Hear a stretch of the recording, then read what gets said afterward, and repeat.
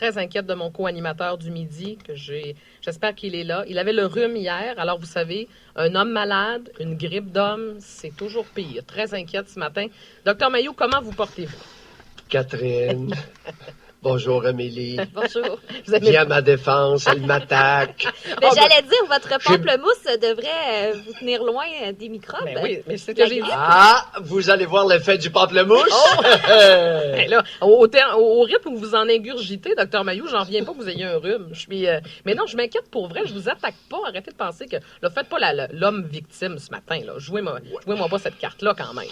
Ouais. Docteur Mailloux, bon, là, j'ai hâte de vous entendre. Ça fait depuis hier, parce que la nouvelle est sortie tout juste à la fin de notre émission, hier à 14h. Pierre-Carl Péladeau qui annonce qu'il démissionne comme chef du Parti québécois. Et là, docteur Mailloux, je veux vous entendre parce que je regardais tout ça. J'ai suranalysé hier les réseaux sociaux. Hier soir, je me promenais un peu partout. Docteur Mailloux, vous pensez quoi d'un homme comme ça, un homme qui était... Écoute, c'est un homme d'affaires reconnu, un homme de fer qui a une réputation, qui a la réputation d'être dur. Hier, la conférence de presse, les larmes, la famille, on nous a toutes sorties. Je n'embarque pas, docteur Mailloux, dans ce que j'appelle dans cette mascarade. Comme psychiatre, vous voyez ça comment? Catherine, oui. Je suis en réflexion. Ah oui? Je suis en période d'observation. Vous observez quoi? Et en période de questionnement. OK, exprimez-vous. Est-ce qu'il est possible que Pierre-Carl Péladeau ait plus de 3 enfants à s'occuper? Ben là, attendez, là. Ben, vous voulez dire quoi exactement, là? Il a Thomas qui a 10 ans. Oui. Il a Romy, 7 ans, avec Julie Schneider. Et il a une superbe adolescente, je dois dire, Marie, 16 ans. Oui. D'un mariage, d'une union précédente. Mm-hmm. Et la question que je me suis posée ce matin, est-ce qu'il est possible que Pierre-Carl Péladeau ait eu la surprise de sa vie en réalisant qu'il avait plus de 3 enfants à s'occuper? Ah oui, vous nous amenez là ce matin. Ben là, je ne sais pas quoi vous répondre.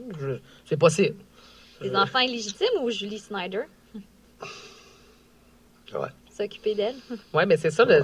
C'est quoi votre... Vous parlez de Julie Snyder ou vous parlez d'enfants Elle a illégitimes? fait... Non, de Julie Snyder. Tu sais, les choses peuvent être différentes de ce qu'elles semblent. Oui. Julie Schneider a déclaré, il y a 1 an, à la fête des pères, l'an dernier, ceci: un père n'est pas celui qui donne la vie. Ce serait trop facile. Un père est celui qui donne l'amour. Et d'ajouter, j'ai eu une enfance à la fois belle, mais extrêmement douloureuse. Nous avons ça d'un côté, et de l'autre côté, nous avons un homme, Julie a 48 ans, Pierre-Carl Péladeau, 54 ans. On nous apprend, je lis ce matin, qu'il aurait été placé dans la famille Laframboise à 8 ans et qu'il devait faire la vaisselle et tondre le gazon. Par contre, on rajoute la phrase suivante, que sa mère s'est suicidée alors qu'il avait 14 ans, et tout ça sous un titre où on essayait de nous convaincre que le père était absent. Alors, bienvenue dans la misère psychologique. Oui, en effet. Avec ce que je viens de vous dire, là, on n'est pas sorti de l'auberge. OK. Mais oui, mais je vous écoute, là. Je m'attendais pas à ce que vous alliez là. Qu'est-ce que vous voulez dire? Expliquez-vous. Ben, je ne vais nulle part autre que ce sont des individus au passé psychologique, à l'enfance, probablement beaucoup plus troubles qu'on ne le croit. Oui, mais parce que mais tantôt vous disiez, est-ce que ça se peut qu'il ait... Là, vous faisiez référence à Julie Snyder. Il joue comme le rôle de père. Je vous suis à moitié là, ce matin. J'essaie de vous suivre. Écoute, là, mais... et pour couronner le tout, la famille est végétarienne. Mais là, qu'est-ce que ça change? Alors, on n'a pas trop de protéines et on n'a pas trop de stamina dans ce groupe-là.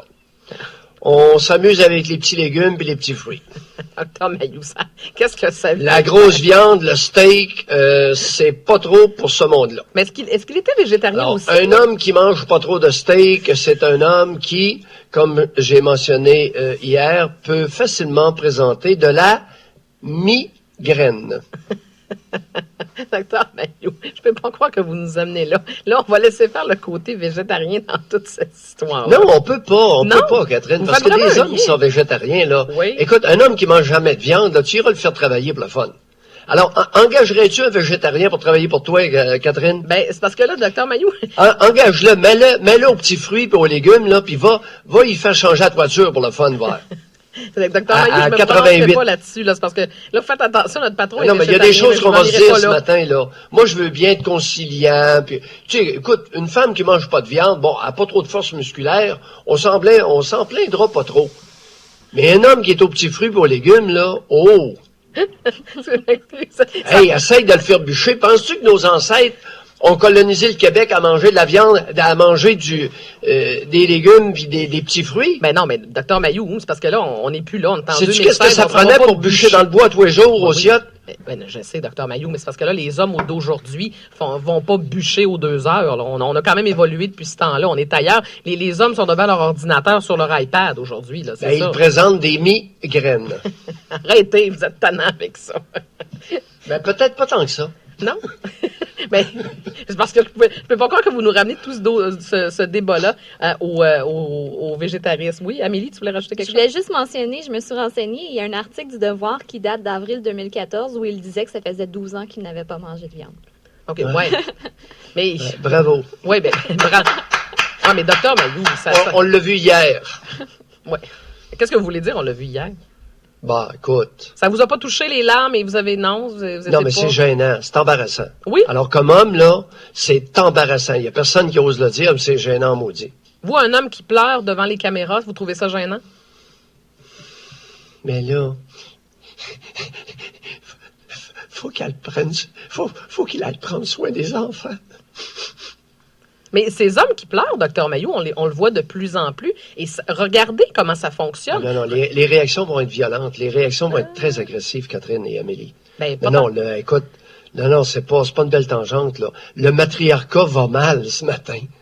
Votre matriarcat va mal. Arrêtez de dire votre matriarcat. J'aime pas ça Non, quand non. vous dites ça. Parce que là, ça mène nulle part. On réalise que, OK, le patriarcat a été épouvantable.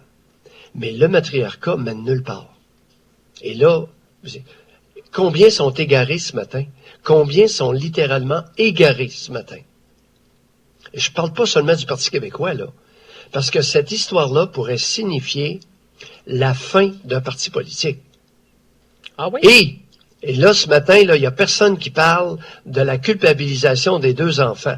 Dans 4 ans d'ici, lorsque ces 2 enfants-là vont réaliser qu'en leur nom, il y a un parti politique qui possiblement est mort, je suis pas sûr qu'ils n'auront pas un petit pincement, là. Ben, je suis contente. Au nom de leur bien, on est en train d'assassiner un parti politique.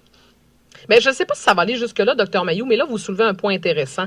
On se pose la question. Oui. Alors, la culpabilisation des enfants, Oui. à l'heure actuelle, je dirais, responsabiliser 2 jeunes enfants de 7 et 10 ans, et voire même les culpabiliser pour ce qui va arriver,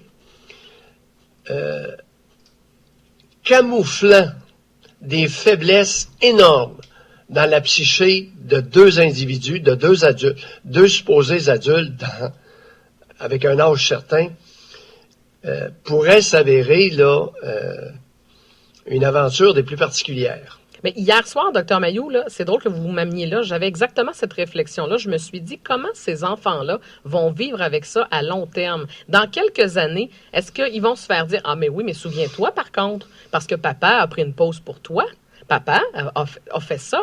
Ça met une pression énorme sur les enfants. Et vous avez raison de le mentionner, personne n'en parle. Julie Snyder disait dimanche, j'espère qu'on sera de bons exemples pour nos enfants.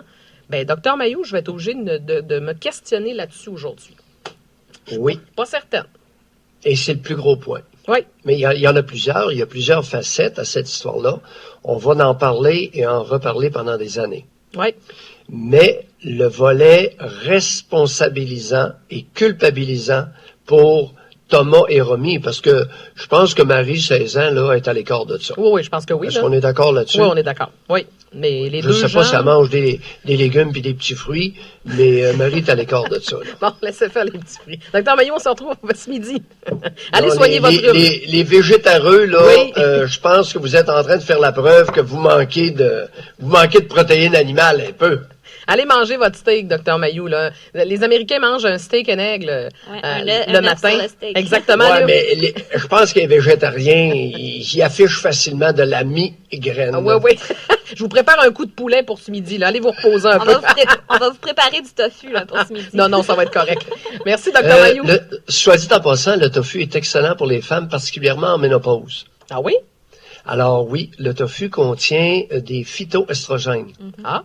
Ben, je vais attendre. Ouais. Je suis pas rendu à ma ménopause, fait que je vais attendre avant d'en manger. C'est pas trop Non, c'est bon. C'est bon, C'est bon. bon pour les femmes de tous âges. Alors, oui, le tofu est vraiment, maintenant, compte tenu qu'il contient des phytoestrogènes, messieurs, prenez-le avec parcimonie, s'il vous plaît, parce que vous allez souffrir de migraine.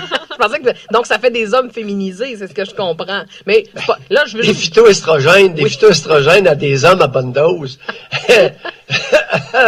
Ça va facilement amener ce que j'appelle, moi, dans mon langage, une érection vacillante. C'est le mot de la fin, Docteur Maillot. Mais si vous pensez que vous allez vous manger votre steak dans ma face puis je vais manger du tofu, là, vous êtes mieux de vous lever de bonne heure. Vous n'avez pas choisi la bonne co-animatrice. On se retrouve à midi, Docteur Maillot. Bye. Bye bye, Docteur Maillot. Je retrouve avec beaucoup de bonheur de midi à 14h pour 106.9 Doc May.